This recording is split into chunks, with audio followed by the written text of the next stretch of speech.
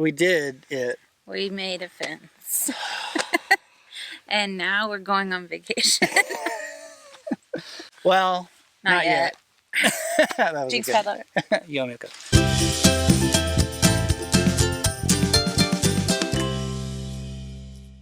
Quick recap. Phase 1 was what? Clearing lines. Clearing lines. Digging up everything on the ground that might touch the lines or the wires because they will be electrified. Had to cut down some trees. We had to go around some trees, dig up some mounds. It was a lot of manual labor with a little bit of help with some friends with a tractor at the end, but still, it was a lot of work. That took us a couple of weeks. After we got done clearing, then we put in all of our corner posts. Right, so those are the vertical posts on each corner where we knew we would be attaching the wire to. So then we had a fencing workshop because we didn't actually know how to build the fence. So Moses from High Desert Homestead, he came out and a bunch of other people came out and we all worked together over the weekend and we built about a third of the fence, I think.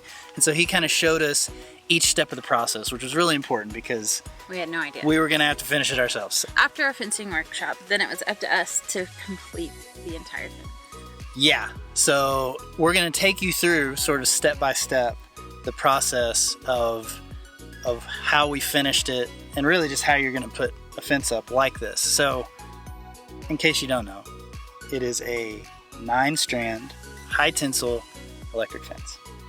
With timeless T-posts. The trick is the timeless T-post. So those are PVC T-posts that act as insulators so that you don't have to put in like regular T-posts and then put a ton of insulators on. They act as the insulator. Saves you a bunch of time and money.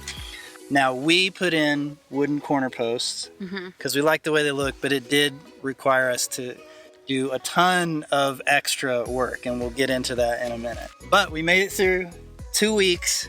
We got all the posts in, all the wires run, and so we are closed in. We have not electrified it yet. That will be phase 3. We've got a whole other list of steps to do after this. So many other things.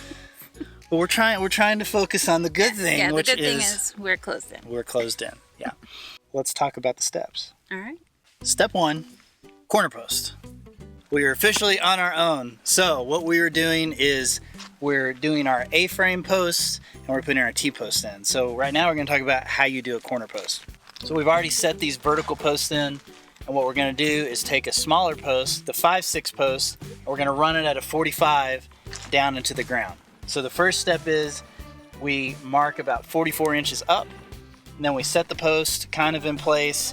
We figure out where to auger, and we auger down a little, and then at a 45, we mark where we need to actually cut the post at a 45. We take a chainsaw and chop that off, do a little finessing and adjustments until it actually matches up.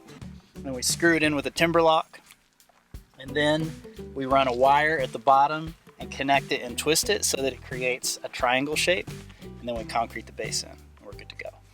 Step 2, timeless T-post installation. Yeah. These are a lot simpler. Basically, you go from corner post to corner post, you measure that distance. And you evenly distribute. We tried to keep it under 20 feet. Yeah. In most places. So we have one run along the back side of the property that we did much wider, like 30 feet, because that's kind of a temporary run. But everywhere else we did close, like between 17 and 20 feet. Yeah. Then you just mark it, you run a string from the outside of your post. So you actually take a part of a timeless post and you cut it and you screw it on there, and then you run that string so that you know those wires are going to be off of that wood a little bit, right?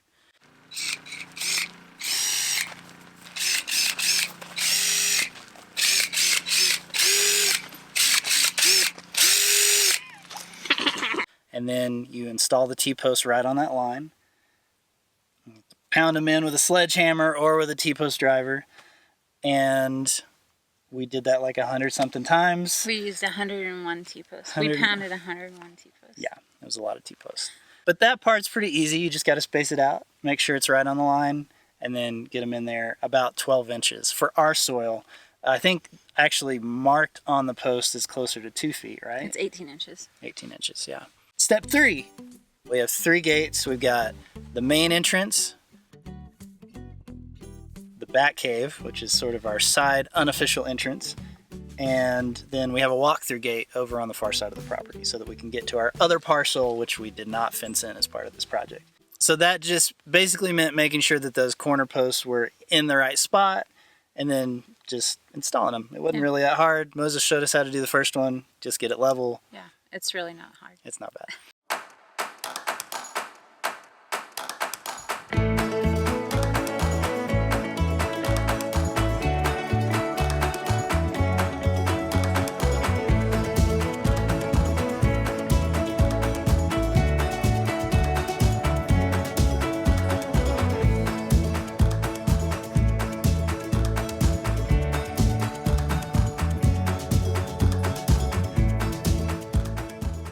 But it was a very important part of the process because the widths of the gates and where those posts went kept us from moving on to the next. Like as we were installing all these posts, we had to kind of install the gates as we were going around and putting it in because we didn't want to get in a situation where we put a corner post in the wrong spot and then we'd have to do everything over. Also, as part of the gates, we had our step-ins. For our drive-through gates, we decided to come back in quite a ways. That way anybody with a big rig or something, or just anybody who wanted to pull in and wait for us to open the gate would have space to do so and not be... Because we're on a really busy road. Oh, you know, I mean, just to make sure there's no traffic pileups. There's so much traffic out here. It looks nice. It does look nice. But we did not do timeless posts there. We actually did more of the big wood posts as we stepped in. So the trick there, though, is that you actually put timeless posts on the front of those wood posts so that you don't have to put a bunch more insulators in. But that was part of the whole gate situation, is we had to put the step-ins and then make sure they were at the exact right spot down through the line.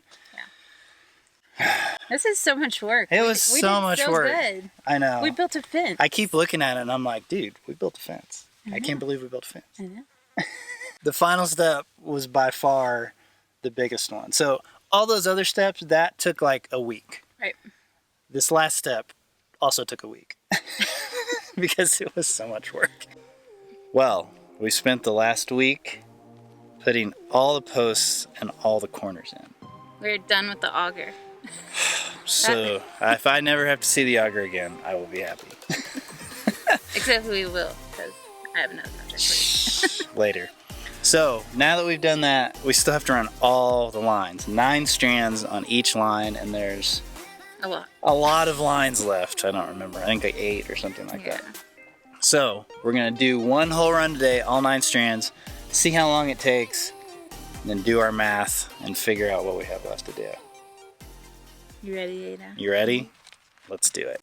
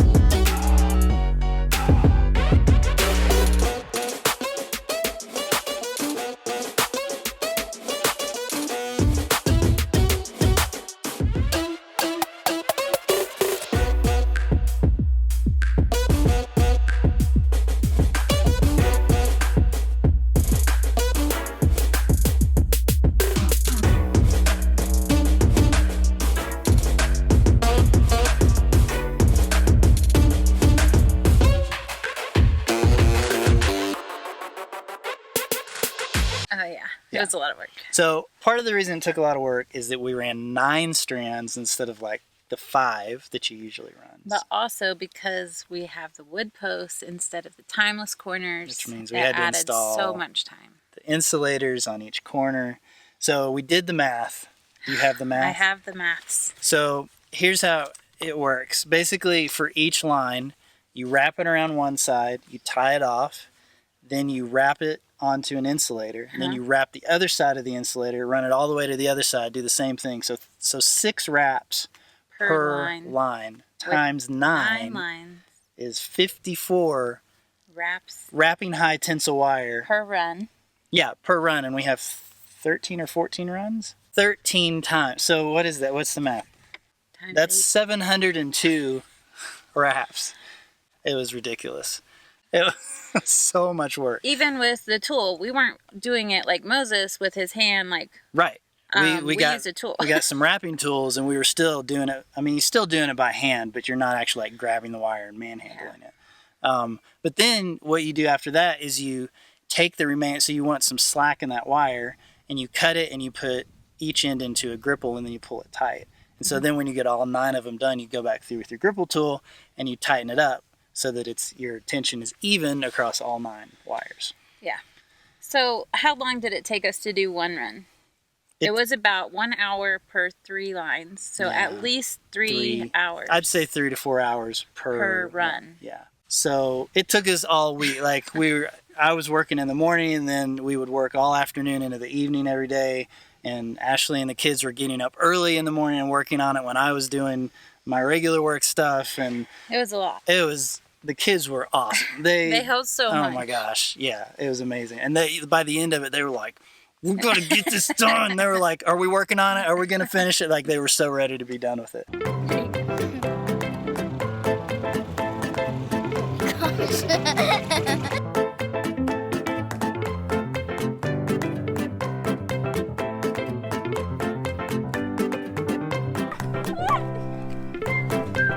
Excellent job, children. Excellent job. That's my water.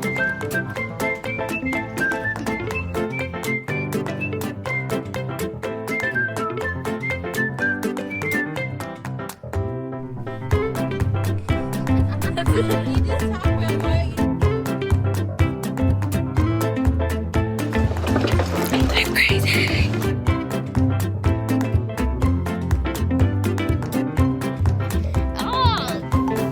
Oh my gosh.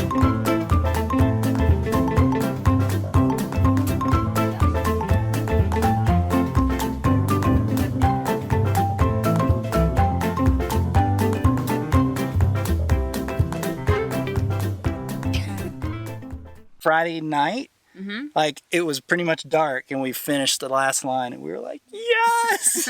We were so excited. It's pretty nice to wake up and not have cows out your door. There's so much work left to do. There's still work because it's not electrified, and there's still a lot of connecting that we have to do. So here's the next phase.